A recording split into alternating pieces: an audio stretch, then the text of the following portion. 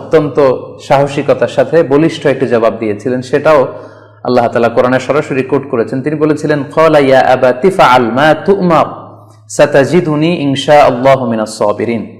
অর্থাৎ, হে আমার সম্মানিত পিতা, আপনি যেমনটি স্বপ্নে দেখেছেন, আল্লাহ তাআলা আপনাকে যেমন আদেশ করেছে আপনি ঠিক তেমনটিই করুন। আপনি ভয় পাবেন না, ইনশাআল্লাহ আপনি আমাকে ধৈর্যশীলদের অন্তর্ভুক্ত পাবেন।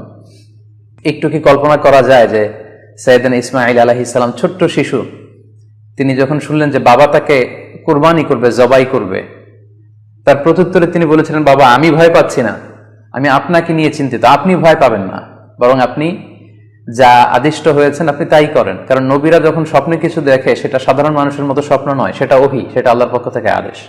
তো আপনি আমাকে ধৈর্যশীল পাবেন, আপনি ভয় পাবেন না। সাইয়েদনা ইব্রাহিম আলাইহিস সালাম ইসমাঈল আলাইহিস সালামকে কুরবানি করতে শুরু করলেন, জবাই করতে শুরু করলেন। আল্লাহ তাআলার কাছে দৃশ্যটি এত ভালো লাগলো, আল্লাহ তাআলা সাইয়েদনা